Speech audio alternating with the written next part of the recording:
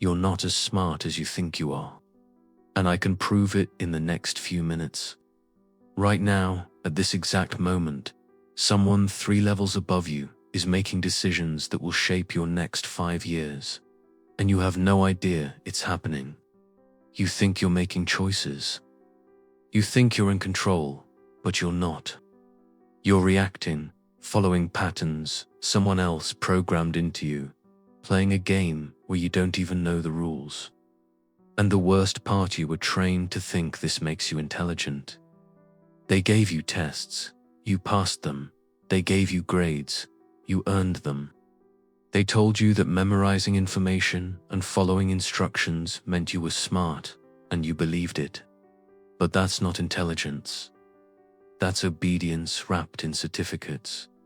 Real intelligence is something completely different. It's the ability to see what's actually happening while everyone else is distracted by what they're told to see. It's knowing when to move, when to stay still, and when to let someone else take the. It's understanding that the person who looks powerful isn't always the one with the power. Machiavelli figured this out 500 years ago. He watched kingdoms rise and fall, saw leaders praised one day and destroyed the next, and he realized something nobody wanted to admit. Morality doesn't determine outcomes. Understanding does. The world doesn't care if you're good. It cares if you're effective. There's a hierarchy, 10 levels, and most people die without ever moving past level 3. They spend their whole lives copying, reacting, performing, never once stopping to ask if any of it is real. You might be at level 1 right now and not know it. You might think you're at level 6 when you're actually at level 2. Figure between where you think you are and where you actually are. That's where alien problems come from. This will make you uncomfortable because I'm not here to make you feel smart. I'm here to show you where you actually stand, not where you want to be, not where you pretend to, where you are right now, today, in the decisions you're making. Some of you will recognize yourself at the bottom and get defensive. Some will see yourself halfway up and realize you've been stuck there for years. And a few, maybe only a two, will see yourself near the top and understand why everything feels so different for you by the end. You'll know exactly which level controls your life. You'll know what's keeping you there, and you'll know what it costs to move up. But knowing doesn't change anything.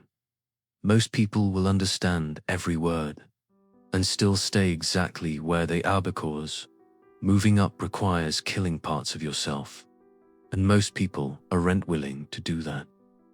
Are you dropped this affirmation in the comments? I control. Let's find out where you stand. Level 1, the sleeper. Most people are harried, have no clue. The sleeper isn't literally asleep. They're walking around, talking, working, making decisions, but none of it is conscious. It's our programmed response.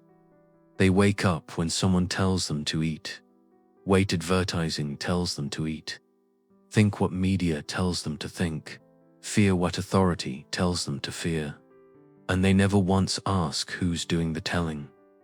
The sleeper only acts when something acts on them first. Someone pushes, they push back. Someone speaks, they respond. But they never initiate, never create, never think beyond the immediate reaction in front of them. Their opinions aren't this, borrowed from whoever spoke loudest or most recently. Their beliefs absorbed from family, friends, trending topics. Their direction in life set by whoever happened to be pointing when they were looking for guidance. Ask a sleeper what they think about something and they'll repeat what they heard on the news, what they saw online, what everyone around them is saying, not because they're lying, because they genuinely believe that's their thought. They can't tell the difference between thinking and repeating. The sleeper craves three things: authority, routine, and consensus. They want someone to tell them what to do so they don't have to figure it out. They want the same pattern every day so they don't have to adapt. And they want everyone around them to agree so they know they're safe. Why? Because thinking for yourself is terrifying. It means you might be wrong. It means you might stand alone. It means you're responsible for what happens next. And the sleeper can't handle that weight. So they stay asleep. And the system loves them for it. Because the sleeper is their energy for structures that need compliance to function. They work jobs they don't question, buy things they don't need, support causes they don't understand, and call it life. You see this everywhere. The person who says, "I don't know, I just work here," and means it. The one who gets angry about headlines, but never reads past the first paragraph. The one who does the same thing every day and wonders why nothing changes. They're not stupid. They're asleep. And asleep people can't be reasoned with. You can't reason someone awake. They have to choose it. Machiavelli once said, "Men judge generally more by the eye than by the hand, for everyone can see, but few can feel." The sleeper only sees the surface. They can't feel the currents underneath, moving them around like debris in a river. Waking up from this level is brutal because it means admitting that most of your life wasn't yours. That the thoughts you defended weren't your thoughts, that you've been a passenger pretending to drive. Most people never wake up. They get born, get trained, get used, and get buried. All without one original thought. Without one moment of actual consciousness. If you're getting defensive, ask yourself why. What nerve did I just hit? Level 2. The believer. The believer woke up, felt that sting of awareness, realized they were being controlled, and then immediately traded one controller for another. They found an ideology, a movement, a cause, something that gave them a framework for understanding through. And they stopped thinking and started believing. Politics, religion, social justice, conspiracy theories, doesn't matter which one. What matters is that they outsourced their thinking to it. The ideology does the work now, tells them what to think, what to believe, who to trust, who to hate. The believer thinks they're awake because they rejected the mainstream. They're not watching their news anymore. They're not following the crowd. They're part of something different, something special, something that sees the truth. But they're just as asleep as before. They just changed the channel. Where the sleeper obeys authority, the believer obeys ideology. Where the sleeper follows the crowd, the believer follows the movement. Different master, same slavery. The believer confuse morality with intelligence. They think because they believe the right things, they're smart. Because they're fighting for the right side, they're awake. But believing the right things and thinking clearly are not the same. You can be morally correct and strategically useless. You can be on the right side of history and still completely powerless to change anything. The believer doesn't see this because their identity is wrapped up in their beliefs. Challenge the belief, and you challenge them. Question the ideology, and you question their worth. So they defend it loudly, aggressively, desperately. They're unpredictable. Mention certain words, and you can watch them react exactly how their ideology programmed them to react. No pause, no consideration. Just automatic response disguised as conviction. The believer feels righteous, and that feeling is addictive. It's comfortable. It's community. But it's not intelligence. It's just sleep with better marketing. You see believers everywhere.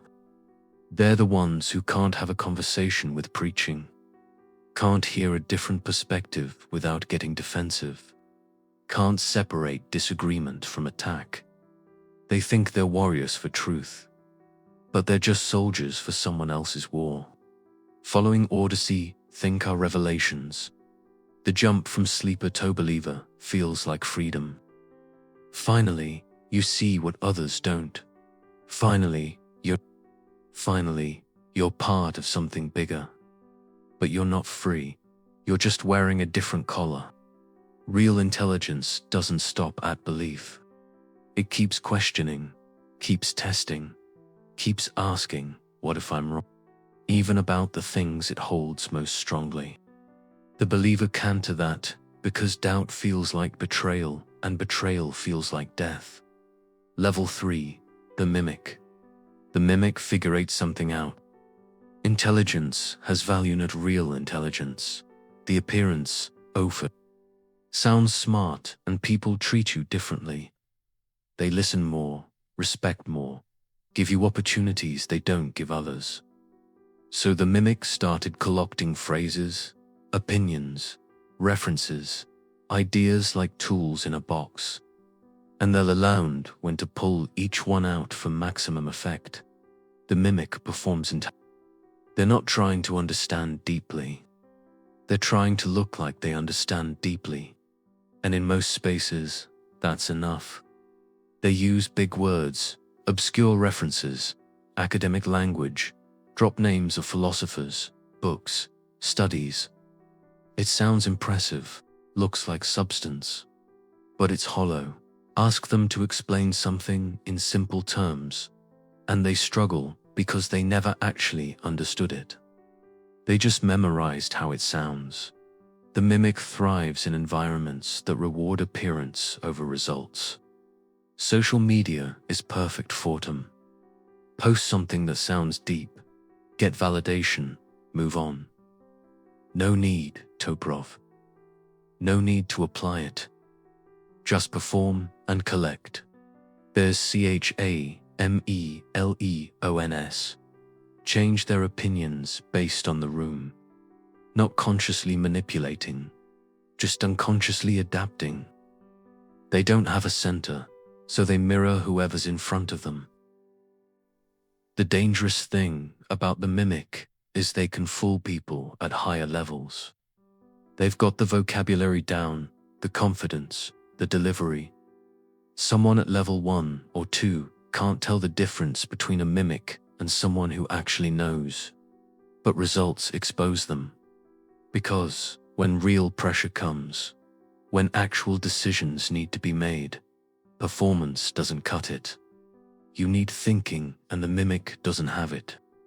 They've memorized answers but can't solve problems. They can debate positions they've heard but can't think through new ones. They know what smart people say, but not how smart people think. This level is packed with people who read summaries and act like they read books, who quote things they don't understand, who use complexity as camouflage for shallow thinking. Machiavelli once said, "Everyone sees what you appear to be. Few experience what you really are." The mimic is all appearance, no substance. And eventually, that catches up because the world doesn't care how smart you sound. It cares what you can do. Moving past this level means something painful. You have to stop caring about looking intelligent and start caring about being effective. You have to trade applause for results, validation for power. And most mimics can't make that trade.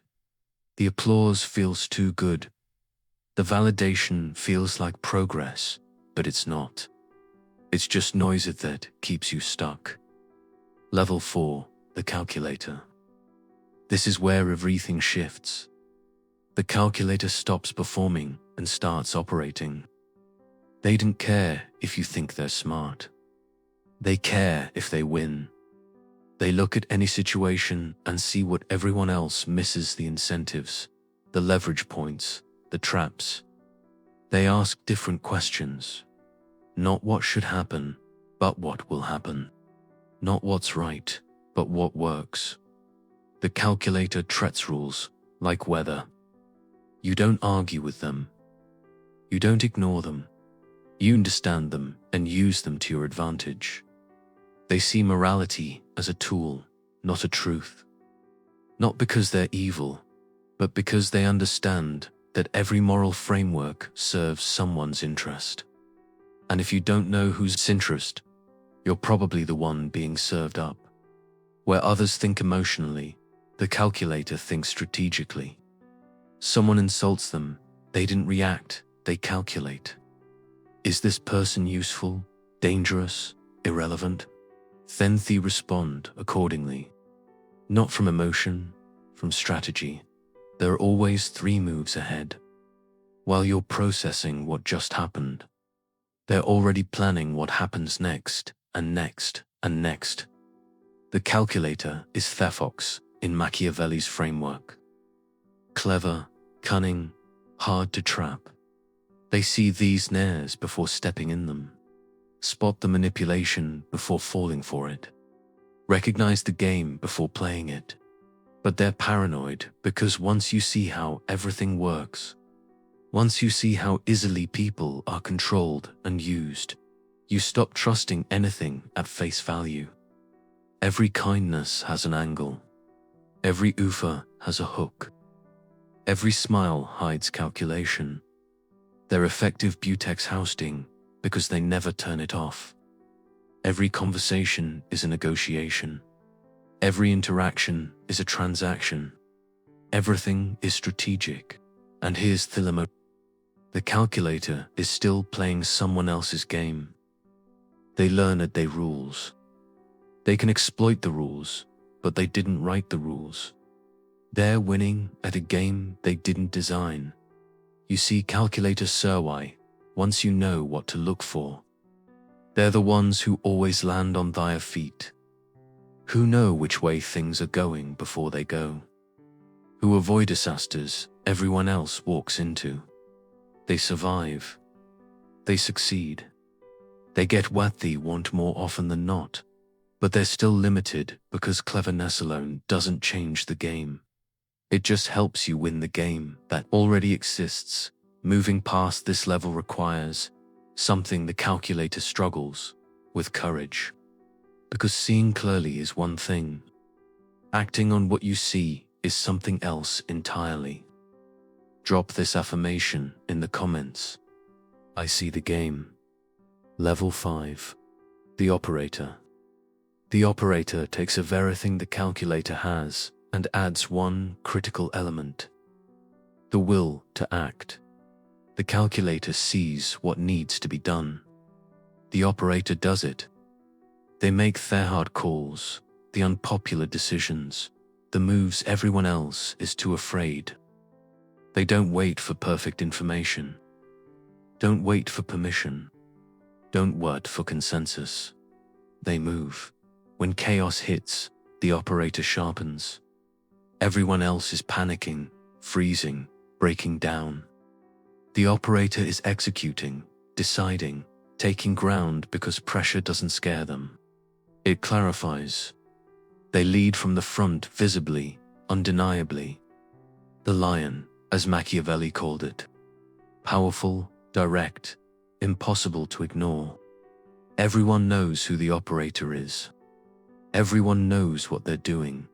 And everyone knows they're the one making things happen. That's power. But it's also a target.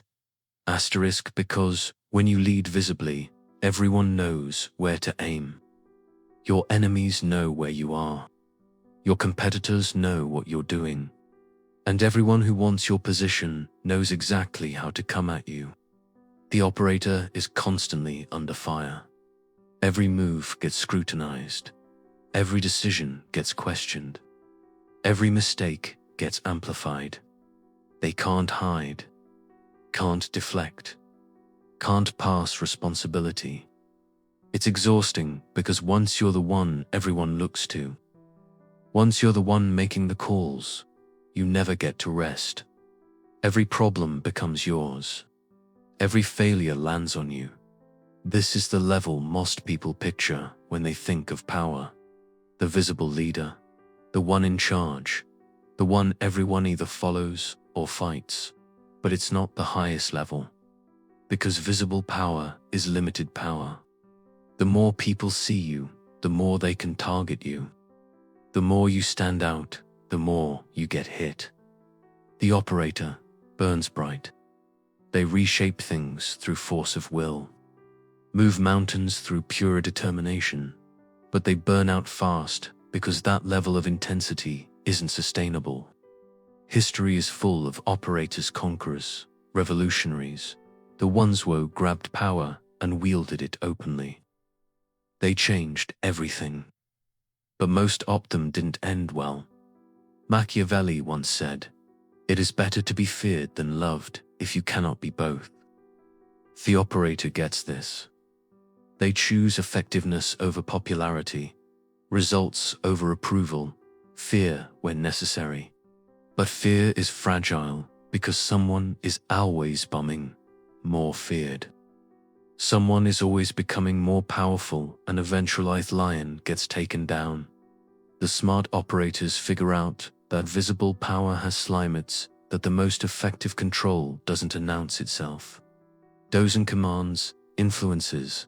Level 6, the puppeteer. The puppeteer learned something the operator never did. Invisible power beats visible power every time. They stopped using force and started using influence. Stopped commanding and started suggesting. Stopped fighting and started shaping. The puppeteer doesn't tell you what to do. They make you want to do it. They don't threaten you into. They create situations where compliance feels like choice. They control outcomes without anyone seeing the control. No fingerprints, no tracks. Just results that somehow always go their way. The puppeteer shapes desire and fear not through speeches or commands, but through subtle pressure, strategic information, and psychological manipulation. They know what you want, what you fear, and they use both to guide you exactly where they want you. They use people as extensions of their will. Every person in their orbit becomes a piece in play. Every relationship becomes leverage. Not cruel, just strategic. The puppeteer is amateur psychologist. They read people instantly, know what buttons to push, what words to use, what timing to apply. They see your programming and use it against you without you ever knowing. But here's the cost. They lose themselves in the process. When you're always playing a role, always calculating how to be perceived, always wearing a mask, you forget what your real face looks like. The performance becomes permanent. The mask becomes the face. The puppeteer is powerful but hollow, surrounded by people but completely alone because nobody knows the real them. And eventually, they're not sure there is a real them. This is the level of the spy, the advisor, the hidden hand, the every own suspects, but nobody can prove. Asterisk, they operate in blind spots, in assumptions, in the space between what people think and what people do. You rarely see puppeteers. That's the point. They don't want credit. They want control. Let someone else take the spotlight, while they pull the strings from the shadows.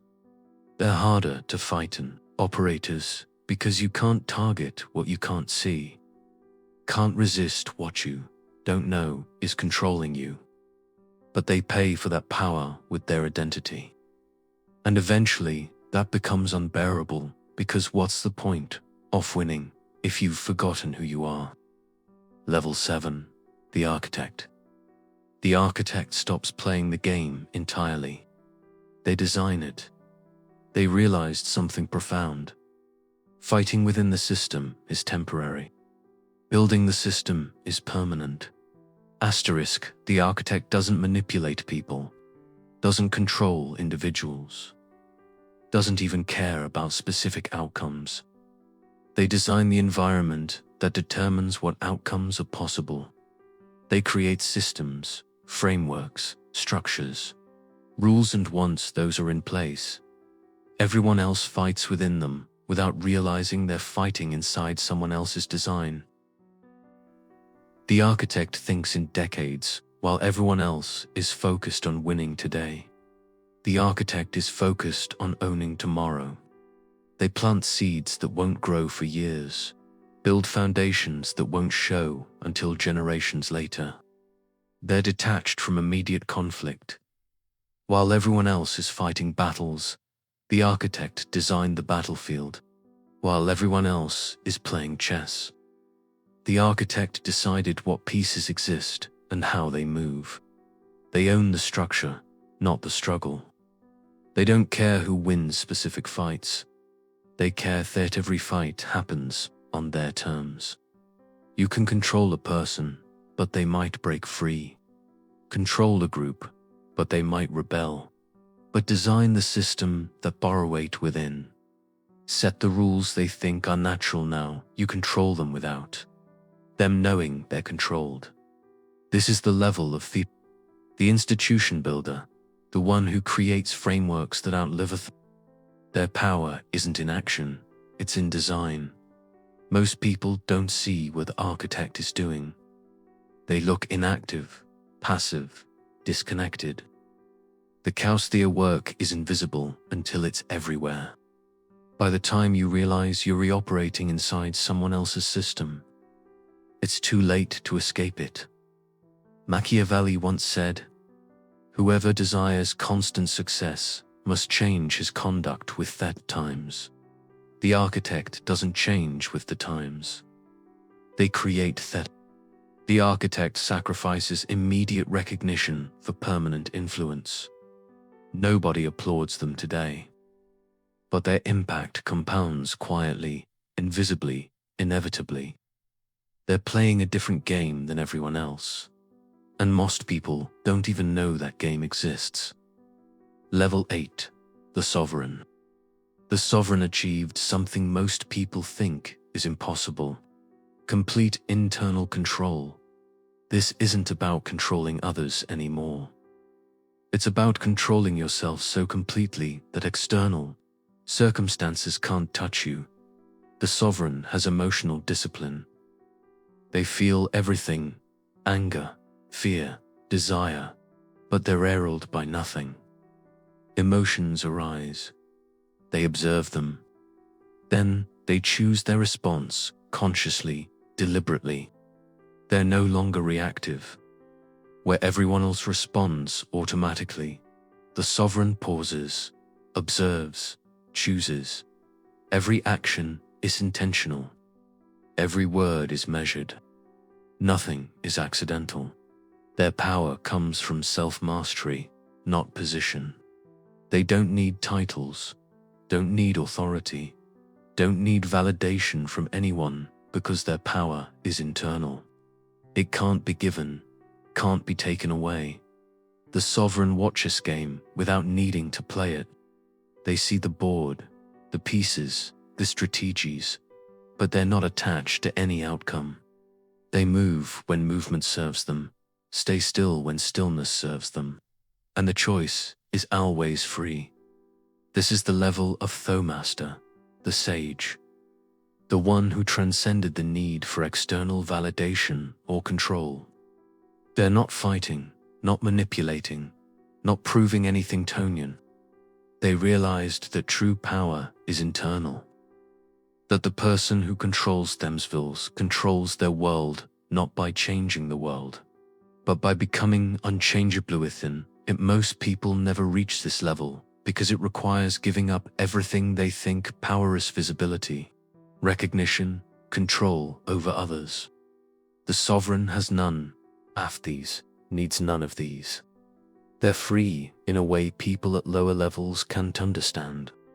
Because freedom isn't doing whatever you want. It's wanting nothing that can be taken from you. The Sovereign can lose everything and remain whole. can win everything and remain unchanged.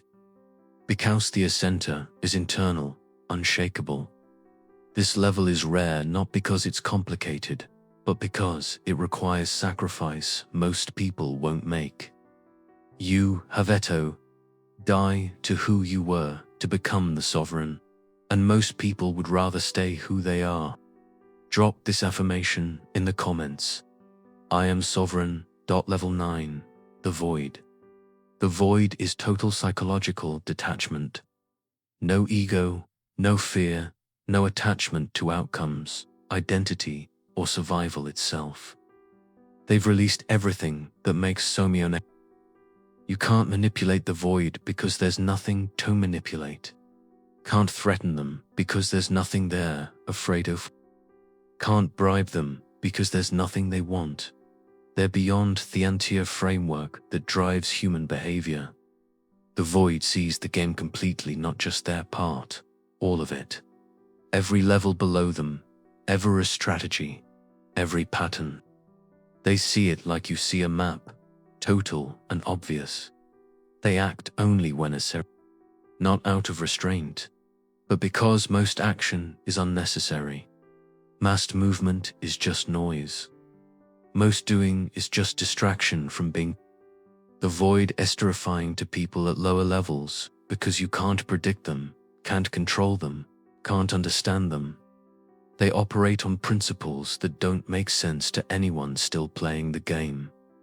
This is the level of the man who walked away from everything and found power in nothing. Not hiding, not retreating, not defeated, just done. Machiavelli once said, where thrillingness is great, the difficulties cannot be great. The void relaxed willingness itself. They moved beyond want, beyond need, beyond the entire structure of human desire. Most people think this level is weakness, giving up, quitting. They're completely wrong. The void is most dangerous level there is because someone with nothing to lose, nothing to gain, and nothing to prove is unpredictable, unstoppable if they choose to move. But they rarely choose to move because they've seen through the illusion that movement matters. They've realized the entire game is agreed upon fiction, and they stopped agreeing. They're here, but not present, but not present, watching everything while being part of nothing. You can't fight the void. Can't compete with them. Can't even engage them back. There's nothing to grab onto, nothing to push against. They're formless, boundless, empty. And in that emptiness is a kind of power that makes all other power look like games children play. Level 10. The myth. The myth no longer exists as a person. They're an idea, a symbol, an invisible force that shapes reality without being part of it. Their influence outlives their presence. Long after they are gone, their impact continues because they transcended individual existence and became archetypal. People invoke their name without knowing them, follow their principles without meeting them, get shaped by their influence without realizing it. The myth shapes reality indirectly, no through their actions, but through the actions they inspired in others. Not through control, but through the frameworks they left behind that control everything. They're almost. You can't point to them in the moment. You only see their effect, their gravity bending everything around them without being seen. They're almost inhuman, because they released everything relatable, understandable, predictable. Their pure influence, pure impact, pure legacy. This is the level of their founder, whose name became the thing. The thinker whose ideas the invisible hand that moved history without being part of it. You can't become the myth intentionally. It's not a strategy you execute. It's what happens when you operate at such a high level for so long that you become inseparable from the change you created. Machiavelli himself reached this level. dead for 500 years, still shaping how we think about power, still influencing decisions, still dangerous. That's the myth. Presence without power, without position, influence without identity. Drop thysophamation in the comments. I am inevitable, so where are you? Be honest. Not where you want to be, not where you think you should be, where you actually are right now. When pressure comes and nobody's watching, most people never move past level 3. They spend their whole lives copying, believing, performing, pretending to think while just repeating patterns someone else programmed. And that's by design. The system needs sleepers, believers, and mimics. They're predictable, controllable, useful. So the system creates tests that measure obedience and calls it intelligence. Creates hierarchies that reward performance and calls it merit. But real intelligence, real thinking, that's dangerous. That disrupts, that threatens the existing order. Here's the Machiavellian truth nobody wants to hear. The world doesn't reward who's right. It rewards who understands, who sees clearly, who acts decisively while everyone else is reacting emotionally. You don't move up by learning more. Information doesn't do it. Knowledge doesn't do it. You move up by removing illusions, stripping away comfortable lies, seeing what's actually happening instead of what you're told is happening. Every level up requires sacrifice. The sleeper sacrifices comfort. The believer sacrifices roughness. The mimic sacrifices validation. The calculator sacrifices connection. The operator sacrifices peace. The puppeteer sacrifices identity. The architect sacrifices recognition. The sovereign sacrifices attachment. The void sacrifices everything. Most people won't make those sacrifices. They'll feel something, then go right back to whatever level they were at before, because comfort is stronger than growth. Familiarity is stronger than freedom. But for those who actually heard this, who somewhere in these levels and felt that uncomfortable truth the moment you start thinking instead of reacting, you stop being a pawn. The moment you see the game clearly, you stop being played. The moment you choose your responses, instead of following your programming, you become dangerous. And dangerous people change things. Not because they're smarter, not because they're better, but because they're awake, operating at a level most people don't know exists. So, which level are you at? And which level are you moving toward? Because standing still is just moving backward in slow motion. And moving backward means becoming someone else's tool. The choice is yours. It's always been yours. Most people just never realize they have one. Your next move starts now.